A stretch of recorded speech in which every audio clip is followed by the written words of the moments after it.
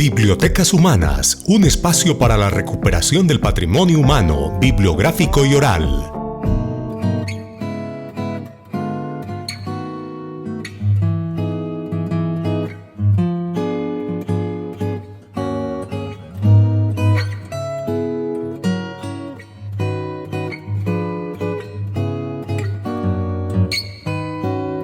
Así como el arado es la extensión de la mano, el libro es la extensión de la memoria. Jorge Luis Borges tenía esta opinión sobre ese soporte que ha tenido durante toda la tradición de la humanidad, el soporte donde van a estar las palabras, donde van a estar consignado lo que el mismo hombre ha hecho, y eso ha sido a través del libro, a través de sus primeras manifestaciones de poder poner el soporte que ha estado en las cuevas de Altamira, con los pueblos prehistóricos, y así sucesivamente con los papiros, con los pergaminos, con el papel. El libro ha sido siempre el sostenedor de la memoria. Por consiguiente,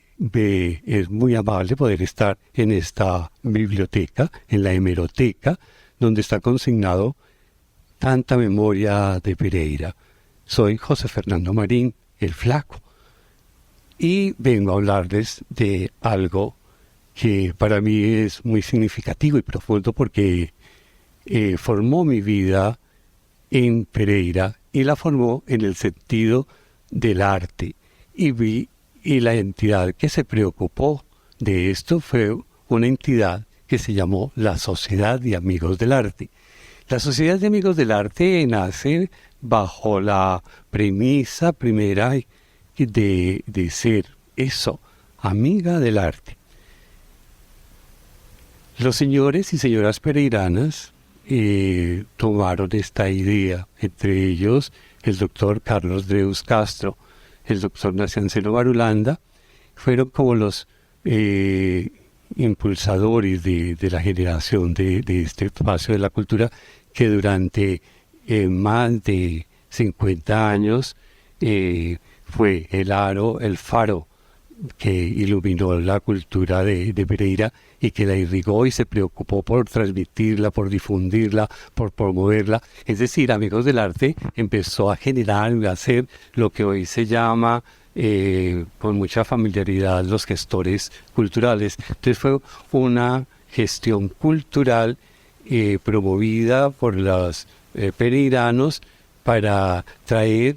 todo lo que fuese la contemporaneidad y la modernidad del arte, la literatura, la filosofía, los libros, la música, a través de conciertos, exposiciones, talleres, y fuera de esto hizo una creación maravillosa. La Sociedad de Amigos del Arte creó la Academia de Ballet Silvia Osorio. Y es importante detenerme acá porque estos pereiranos, más o menos en los años 53, a través de la Sociedad de Amigos del Arte, pensaron que dentro de 10 años se celebraba el centenario de Pereira y que había que hacer un ballet para que dentro de 10 años ese ballet pues fuera como un hecho estético, cultural para la divulgación y crear esta escuela de ballet que fue completamente exitosa porque en el sentido de que trajo los mejores profesores de ballet que existían en ese momento en Colombia. Por ejemplo, trajo hasta un maestro ruso, al señor Borisov, y después trajo otros como Enrique Cuervo y posteriormente Jaime Orozco Guerra, que en realidad en 1963 Pereira tenía uno de los mejores ballets folclóricos de Colombia. ¿Sí? Y esto fue una premisa, y todas estas actividades culturales fueron fomentadas, estimuladas en la Sociedad de Amigos del Arte. Pudieron expresar sus inquietudes estéticas, los pintores, los escultores, en un sinnúmero de actividades y exposiciones que la sociedad les garantizaba, hasta que llegó en el año de 1977 Eduardo López, un reconocido y valorado escritor, poeta pereirano, llegó a regir los destinos de Amigos del Arte y generó los salones de agosto, que tuvieron una amplia significación en el contexto de la creatividad y de la divulgación de los pintores pereiranos, conjurados de muy buena trayectoria, de una gran idoneidad, que orientaban, decían a través de sus fallos, a veces controvertidos, pero siempre estaban avalados por una mirada crítica y objetiva, y con el propósito de estimular y poder divulgar este acontecer de lo que se desarrollaba y lo que se hacía en la plástica pereirana. Muy concretamente, los salones de agosto tuvieron una duración más o menos de unos 15 años y en realidad fueron muy significativos, y todo eso se debe precisamente a la génesis que se realizó en la Sociedad de Amigos del Arte. La Sociedad de Amigos del Arte tenía una particularidad muy singular. Quiero ser muy enfático en eso, y era traer lo que se estaba presentando en los grandes centros culturales de Bogotá, Medellín o Barranquilla. Entonces, por consiguiente, llegaban conciertos, llegaban ballets, llegaban grupos de ópera, llegaban todos auspiciados y financiados por la Sociedad de Amigos del Arte, que lograba que fuera también con precios completamente asequibles al bolsillo de la gente. Entonces esto permitía que personas no muy solventes, como los mismos socios de la Sociedad de Amigos del Arte, aunque la sociedad en eso también tuvo una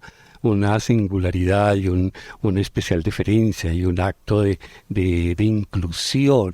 para la época. Fue completamente abierta a todos los estamentos y a todas las maneras de pensar. Era completamente libre, como es libre el pensamiento de los pereiranos cuando se trata de fortalecer su identidad, y especialmente la construcción de sus valores fundacionales, que es uno de esos precisamente, la libertad, la inclusión. Entonces la Sociedad de Amigos del Arte fue una entidad completamente inclusiva, donde todo el mundo, de todos los niveles sociales, características, hasta de sus mismas singularidades de la sexualidad, tuvieron las puertas abiertas, tuvieron las puertas y los salones dispuestos para que la gente se mostrara, se expresara y divulgara sus ideas. Y por consiguiente, la intelectualidad colombiana, o el pensamiento cultural intelectual colombiano de los años 50 a 1995, 96, hasta inclusive el año 2000, tuvo mucho que ver la Sociedad de Amigos del Arte. Porque traían conferencistas. Entonces acá, por ejemplo, tuve la oportunidad de escuchar conferencias de Marta Traba, recitales de Eduardo Carranza, exposiciones de Enrique Grau, y en esto hago un paréntesis para informar que solamente hasta más o menos en el año de 1975 aparece otro centro de irrigación cultural que se llamó el Centro de Arte Actual, y que hoy es el Museo de Arte de Pereira. Pero mientras Amigos del Arte era completamente incluyente, lo del Centro de Arte Actual era más bien excluyente, en el sentido de creían ellos o creen que si son selectivos en lo que llevan, en lo que hacen, pues eso es lo que les da una categoría de respetabilidad. En Amigos del Arte no. En Amigos del Arte todo el mundo era completamente bienvenido y tenía esa facilidad de mostrar lo que hacía a través de sus manifestaciones de la poesía, de la cultura, porque los recitales poéticos fueron muy importantes. Pero Amigos del Arte tuvo un personaje maravilloso, era un personaje que marcó la generación de los años 60 y 70 en Pereira, por lo controvertido, por ser subvertir las otras miradas hasta en sí mismo, porque él en su imagen y en la construcción de su personalidad también era una estética, y estoy hablando de Martín Alonso Abad Abad. Por ejemplo, a Martín, dentro de las dinámicas de ser divulgador y de ser gestor cultural en Amigos del Arte, trajo de cierta manera el rock a Pereira.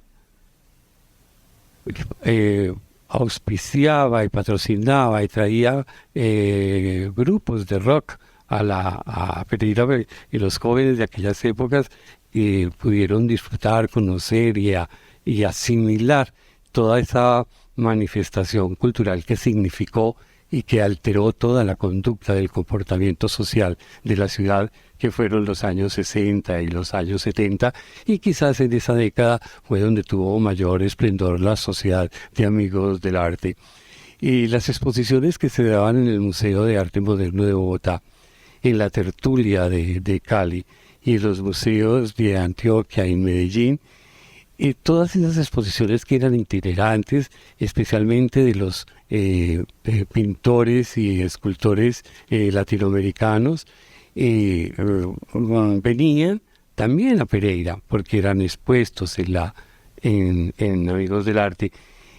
Hay un cuadro muy significativo y muy importante, con una gran carga simbólica, semiótica, si se quiere, que es el cuadro de la violencia de Alejandro Obregón. En el año de 1963, con motivo del centenario, este cuadro fue expuesto